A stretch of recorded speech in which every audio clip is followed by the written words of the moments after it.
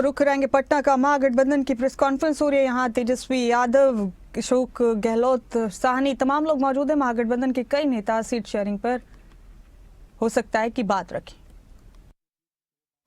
चाहता हूं पहला तो ये कि आज के ये इंडिया गठबंधन की बैठक कई दिनों से चली, कई महीनों चली और कई सवाल आपके बीच आते थे। तो मैं इतना ही कहूंगा कि आज इंडिया गठबंधन एकजुट होकर तमाम यहां इलेक्ट्रॉनिक्स मीडिया के सामने उपस्थित है और मेरा मानना है कि जिस तरह ये इंडिया गठबंधन के मजबूती का नींव उसी दिन रखा गया था और वो धरातल पर उसी दिन आया जिस दिन सम्मानित न्याय योद्धा राहुल गांधी जी ने वोटर अधिकार यात्रा के तहत इंडिया गठबंधन के तमाम साथियों को लेकर लगभग 17 महीने गठबंधन को मजबूती के लिए और जनहित के मुद्दों को लेकर के, खास करके एसआईआर के मुद्दे को लेकर के जो एकजुटता के फाउंडेशन रखा था, आज वो दिन जो है सपने के साकार करने वाला दिन होगा और इंडिया गठबंधन ये आपके बीच पूरी ताकत आपके बीच दिखेगा और उन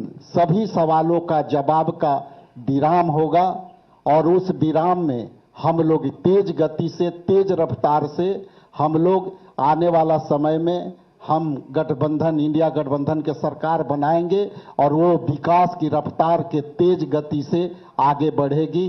बहुत बहुत धन्यवाद, बहुत आभार। Thank you sir.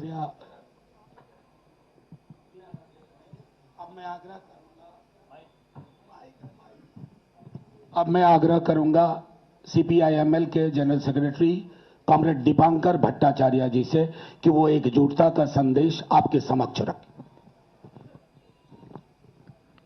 शुक्रिया मनोज जी। सभी पत्रकार मित्रों को मेरा नमस्कार। बिहार में जो चुनाव अभी हमारे सामने है, इस चुनाव के दो संदर्भ है। एक तो बिहार का अपना संदर्भ है। 2020 में कोरोना काल में जब चुनाव हुआ और जब हमारे एनडीए सरकार को लग रहा था कि बिहार में कोई विपक्षी नहीं है, उस समय बिहार ने एक मजबूत विकल्प खड़ा कर दिया और कुछ सीटों के चलते, कुछ चंद हजार वोटों के चलते हम लोग सरकार नहीं बना पाए थे। तब से बिहार इंतजार कर रहा है कि अगला चुनाव कब आएगा और इसीलिए ये जो चुनाव आया है, ये चुनाव उन तमाम नौजवानों के लिए जो रोज लाठी खाते हैं और लाठी खा करके जिन नौजवानों ने संकल्प लिया है कि जिनके यूथ पर जो लाठी चली है बूथ पर उसका मुकाबला कर लिया जाएगा। वो महिलाएं जिनको झांसा दिया गया रोजगार का, लेकिन महिला रोजगार योजना के नाम पर दरअसल उनके ऊपर महिला कर्जदार योजना थोप दी गई, उनको कर्ज में फंसाया जा रहा है। बिहार के वो सारे किसान जिनकी जमीन बिना मुआवजा अधिग्रहण कर लिया जा रहा है, बिहार के वो सारे गरीब जिनके पास आज भी ना मकान है, ना उनके बच्चों के लिए स्कूल है। ये जो बिहार का बदलाव की गहरी आकांक्षा है, इसको पूरा करने के लिए चुनाव है। पिछली बार 5 पार्टी का महागठबंधन था, इस बार पूरे देश में इंडिया गठबंधन है, 7 पार्टी का गठबंधन है। दूसरा संदर्भ बिहार का राष्ट्रीय संदर्भ है। पूरे देश में लोगों की आशंका है कि क्या बिहार में महाराष्ट्र दोहराया जाएगा या बिहार झारखंड की तरह बिल्कुल भारतीय जनता पार्टी के नफरती एजेंडा को, घुसपैठ के झूठ को ठुकराते हुए आगे बढ़ेगा। हम आश्वस्त करना चाहेंगे पूरे बिहार के महागठबंधन की ओर से पूरे हिंदुस्तान में लोकतंत्र और संविधान के लिए, देश की एकता के लिए, गंगा जमुनी तहजीब के लिए, इस देश के संविधान की रक्षा के लिए जो भी चिंतित लोग हैं, उन तमाम हिंदुस्तान के नागरिकों को आश्वस्त करना चाहेंगे कि बिहार बिल्कुल तैयार है और ये जो नारा बिहार से उठा है, बदलो सरकार बदलो बिहार, वोट चोर गद्दी छोर, बिहार इसको साकार करेगा और हमारे पूरे 7 पार्टी का ये जो महागठबंधन है पूरी एकता के साथ हम लोग इसको साकार करेंगे। इस बार इस बदलाव का जो एजेंडा है, ये एजेंडा पूरा होगा। आप सभी साथियों का और आपके माध्यम से पूरे बिहार वासियों का, आप सबों का नमस्कार, सबका बहुत बहुत शुक्रिया, बधाई। शुक्रिया कॉमरेड दीपांकर जी। मैं आग्रह करूंगा हमारे दल के राष्ट्रीय प्रधान महासचिव और संभवतः हमारे दल के एक north star leading light Abdul बारी सिद्दीकी साहब से, जनाब अब्दुल बारी सिद्दीकी साहब, कि वो 2 शब्द एकजुटता के अपनी बात रखें। आज इंडिया महागठबंधन का यहाँ प्रेस वार्ता है। इस अवसर पे हम संदेश देना चाहते हैं कि 2 शक्ति के बीच लड़ाई है। एक शक्ति जो है भाईचारा, अमन, चैन, शांति पर कुठाराघात कर रहा है और एक संप्रदाय को टारगेट भी कर रहा है। तो मुझको लगता है कि बिहार से देश में ये संदेश देने का काम होगा कि हम संविधान की हिफाजत करेंगे और हमारे पुरखों ने जो आधारशिला रखी है धर्मनिरपेक्षता की, उस धर्मनिरपेक्षता को यहाँ भारतीय जनता पार्टी और उसके गठबंधन को हराकर पूरे देश में यह संदेश दिया जाएगा कि हम एक हैं, एक रहेंगे और जो हमारा संविधान है उसको जो तोड़ने की साजिश, उसको जो है कमजोर करने की साजिश, धर्मनिरपेक्षता पर जो कुठार करने की साजिश भारतीय जनता पार्टी और एनडीए के द्वारा किया जा रहा है, उसका जवाब बिहार की जनता देगी। और एक बार फिर रुक करेंगे 1 मिनट पूरी रिपोर्ट का। हरियाणा के डीजीपी ओपी सिंह देर रात यमुनानगर के कलानौर बॉर्डर पर औचक निरीक्षण करने पहुंचे और इस दौरान डीजीपी ने सुरक्षा और ट्रैफिक व्यवस्था का जायजा लिया। हरियाणा के डीजीपी ओपी सिंह देर रात करीब 11 बजे यमुनानगर के कलानौर बॉर्डर पर पहुंचे। डीजीपी के औचक निरीक्षण से पुलिस प्रशासन सतर्क दिखा और एसपी डीएसपी भी मौके पर मौजूद थे। इस दौरान डीजीपी ने सुरक्षा और ट्रैफिक व्यवस्था का भी जायजा लिया। सूचना मिलते ही मौके पर एसपी कमलदीप गोयल और डीसीपी पहुंचे। करीब आधा घंटा डीजीपी बॉर्डर पर तैनात रहे। आप पुलिस के अधिकारी हैं जी, और आप जब भी आपका मतलब आप कैसे मान के चल रहे हैं कि क्रिमिनल आपको गोली नहीं चलाएगा जी? कैसे आपने मान लिया? या तो आपको पता ही नहीं क्रिमिनल कौन है, या आपको लगता है क्रिमिनल कोई है ही नहीं। एक सीआईए इंस्पेक्टर है, बस उसी को पता है, उसी को खतरा है, हमें कुछ है ही नहीं। जब एक पुलिस ऑफिसर वेपन कैरी नहीं करता है, हम मान के चलते हैं कि उसने ये मान लिया है कि कोई क्रिमिनल है ही नहीं, कोई गोली चलाता ही नहीं, उस पर कोई गोली चलाएगा ही नहीं। एक बार फिर रुक करेंगे पटना में हो रही इंडिया गठबंधन की प्रेस कॉन्फ्रेंस का। अशोक गहलोत क्या कह रहे हैं, सुनाते। ऐसे वक्त में देश क्या चाहता है उसका भी हम ख्याल रखें। पूरा मुल्क अभी बिहार की तरफ देख रहा है कि बिहार में चुनाव होंगे, किस करवट फैसला होगा। बिहार में आप मुझसे ज़्यादा जानते हैं क्योंकि यहाँ के रहने वाले भी हैं, एक्सपर्ट भी हैं, मीडिया के साथी भी हैं। हालात बड़े गंभीर हैं, चाहे बेरोजगारी हो, चाहे वो अन्य समस्या लोकल हो जो बताई गई। अभी आपके सामने जब बताया दीपांकर जी ने और सानी जी ने, सब साथियों ने, तो हालात वही है।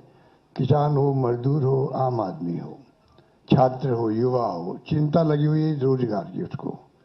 और जब हम लोग देखते हैं, पूछते हैं, तो लोग बदलाव चाहते हैं। खड़गे साहब ने, राहुल गांधी जी ने, सब ने भी असेसमेंट करवाया। सब लोग देखते हैं कि बिहार में किस रूप में जनता का एक मनोबल बना हुआ है, विश्वास बना हुआ, इस बार बदलाव होगा। राहुल जी की यात्रा हुई, तेजस्वी जी साथ थे, दीपांकर जी साथ थे और सब साथी साथ थे। जिस प्रकार पब्लिक ने रेस्पॉन्स दिया, पूरे देश ने देखा उसको, पूरे देश ने देखा। इन हालातों में हम लोग चल रहे हैं। बहुत एक चुनौती हमारे सामने, क्योंकि वो शक्तियाँ वो है जिनका एक मुखौटा है खाली डेमोक्रेसी का, कोई यकीन नहीं है डेमोक्रेसी के अंदर उनका। ये मैं आपको क्या कहूँ, आप खुद जानते हैं। मुखौटा पहन रखा है, ऐसे लोग शासन करें देश के अंदर। चिंता होना स्वाभाविक है हम सबको। इसलिए मैं कहना चाहूँगा कि इस मौके पर जो है, इस मौके पर अभी दीपांकर जी कह रहे थे कि पिछला चुनाव भी जो है, अभी तो इंडिया गठबंधन बन गया प्रदेश भर के अंदर। अच्छी परफॉर्मेंस दी है पार्लियामेंट के अंदर। कोई कम बात नहीं थी, 240 पे लाके छोड़ दिया उन लोगों को, 400 पार के नारे लगा रहे थे वो लोग। सब कुछ देख लिया देश ने, और फाउल नहीं खेलते तो हो सकता है सरकार भी उनकी नहीं बनती। उन हालातों में जब देखते हैं तो पाते हैं कि अब लोग समझ गए हैं। पिछला गठबंधन आपका लोकल था, महागठबंधन, तेजस्वी जी ने उस वक्त में भी कमाल किया, और जिस रूप में मामूली वोटों के अंतर से सरकार उनकी बन गई, मामूली वोटों के अंतर से बन गई सरकार उनकी थी। जिस प्रकार से साम दाम दंड भेद, ये उनका भाव है। बदले की भावना उनके फितरत के अंदर है। ऐसे लोग बैठे हुए हैं। धन बल का कोई कमी नहीं है। आपका जो इलेक्ट्रल बॉन्ड, वो तो एक एग्जाम्पल है। सुप्रीम कोर्ट ने कहा अनकॉन्स्टिट्यूशनल है ये। इतने कैसे काम चलेगा? जो पैसा जमा है उनके पास में, जो खेल खेल रहे हैं देश के अंदर, चुनाव को प्रभावित कर रहे हैं, सरकारों को गिरा रहे हैं। मॉडल अलग अलग है उनका। मध्य प्रदेश मॉडल अलग, कर्नाटक मॉडल अलग था, महाराष्ट्र का अलग था, और राजस्थान का अलग था। राजस्थान उनकी दाल नहीं गली, इतना ही फर्क है। आप सबके आशीर्वाद से हमारी सरकार बच गई, और 5 साल हमने शासन किया। उन्होंने कमी नहीं रखी थी सरकार गिराने के लिए। उस माहौल में देश में जो हालात बन रहे हैं, ये भी मॉडल है चुनाव जीतने का भी। किस प्रकार फाउल खेलो, किस प्रकार गुमराह करो, लोगों को भ्रमित करो, झूठे वादे करो, झूठे आरोप लगाओ विपक्ष पर। यही राजस्थान में भी किया हमारे वक्त। मैं तो अपने अनुभव से कह सकता हूं, हमारी सरकार बन सकती थी इसे बात। तो उन हालातों में लोग, जो प्राइम मिनिस्टर हो, चाहे गृह मंत्री हो, या इनके खुद के लोग हों, जिस प्रकार ये राजनीति कर रहे हैं, धनबल के आधार पर कर रहे हैं, आप हम सोच नहीं सकते। जो अनुभव बताता मैं मध्य महाराष्ट्र का भी, कोई सोच नहीं सकता किस प्रकार ये धनबल का उपयोग करते हैं चुनाव जीतने के लिए। इसके साथ में जो आपके यहाँ बहुत सारे समाज भी हैं, सामाजिक इक्वेशन अलग तरह की है, तो जो अन्य सामाजिक वर्गों के लोग हैं, उनमें से मुख्यमंत्री और बनाए जाएंगे, उप मुख्यमंत्री और बनाए जाएंगे। यही बात कह के मैं अपनी बात समाप्त करता हूँ। धन्यवाद। शुक्रिया अशोक गहलोत साहब। अब मैं आग्रह कर तो महागठबंधन का सीएम फेस कौन होगा बिहार में, ये तस्वीर साफ कर दी है महागठबंधन ने। मेरे साथ हमारे एडिटर डॉक्टर नासिर हुसैन कुरैशी इस वक्त बने हुए फोन लाइन पर, उन्हीं का रुख करेंगे इस अहम खबर पर बातचीत के लिए। डॉक्टर साहब, बिहार में महागठबंधन ने अपना सीएम चेहरा क्लियर कर दिया है। तेजस्वी यादव होंगे मुख्यमंत्री का चेहरा बिहार में, और इसी के साथ ही साथ एनडीए से भी पूछ लिया उन्होंने कि आपका सीएम चेहरा कौन होगा बिहार में। ये बड़ी खबर आम होने के बाद बिहार चुनाव को किस तरह देखते हैं आप? बिल्कुल मुमताज, अगर बात की जाए तो ये अपने आप में एक बड़ा ऐलान महागठबंधन की तरफ से किया गया है। हालांकि लग ये रहा था कि तेजस्वी यादव का पलड़ा इस मामले में भारी है, लेकिन जिस तरह की सिचुएशन इस वक्त महागठबंधन में देखी जा रही थी, सीटों के बंटवारे को लेकर, कुछ ऐसी सीट थी जहां कांग्रेस ने भी अपने उम्मीदवार उतार दिए, आरजेडी ने भी अपने उम्मीदवार उतार दिए, तो उसको लेकर लग रहा था कि सिचुएशन बहुत ज्यादा बेहतर नहीं है, आपस में घमासान है और इसका नुकसान महागठबंधन को उठाना पड़ सकता है। लेकिन अब जो ये प्रेस कॉन्फ्रेंस हुई, उसमें सभी जो महागठबंधन के और भी अलग अलग पार्टियों के नेता हैं, इस बीच सबकी सहमति से इस बात का ऐलान होना कि तेजस्वी यादव चेहरा होंगे, तो ये एक एडवांटेज मिल चुका है महागठबंधन को, क्योंकि जनता को ये पता है कि अब अगर महागठबंधन की सरकार बनती है तो मुख्यमंत्री कौन होगा, और बाद में कोई दिक्कत ना है। क्योंकि अक्सर ये देखा जाता है कि जब किसी पार्टी में, जब महागठबंधन में कई सारे गठबंधनों के साथ चुनाव लड़े जाते हैं और उसमें फिर मुख्यमंत्री के फेस को लेकर चर्चाएं होती हैं, तो बहुत सारी शर्तें, बहुत सारी डिमांड्स एक दूसरे की हो जाती हैं। तो कम से कम इस चीज से महागठबंधन ने अपने आप को अलग कर लिया है। और अब एनडीए के सामने भी एक बड़ी चुनौती है कि क्या वो नीतीश कुमार के नेतृत्व में चुनाव लड़ने की तो बात कह रहे हैं, लेकिन क्या उनके नाम का ऐलान करेंगे, सवाल कर दिया गया है। तेजस्वी यादव भी बोल रहे हैं, उनको भी सुनते हैं कि वो क्या कहते हैं इस बारे में। जी बिल्कुल डॉक्टर साहब, और अब इसके बाद कम से कम एक पड़ाव पार किया महागठबंधन ने। इससे पहले कहा जा रहा था कि सीट शेयरिंग में देरी कर रहे हैं, और इस वजह से चुनाव में आगे मुश्किलें पेश आ सकती हैं, लेकिन कम से कम इस महाज पर, इस फ्रंट पर तो पहले बाजी मार ली महागठबंधन ने। बिल्कुल सही कहा आपने कि इस मामले में तो इन्होंने बाजी मारी है। अब क्या एनडीए की तरफ से इस तरह का कोई ऐलान किया जाएगा, ये अपने आप में देखने की बात होगी। बहुत शुक्रिया डॉक्टर साहब आपका मेरे साथ जुड़ने के लिए, इस खबर पर और इस बातचीत में शामिल होने के लिए बहुत बहुत शुक्रिया। तो ये प्रेस कॉन्फ्रेंस की गई पटना में महागठबंधन की तरफ से और इस दौरान बड़ा ऐलान किया गया है, तेजस्वी यादव होंगे महागठबंधन के सीएम फेस बिहार चुनाव में।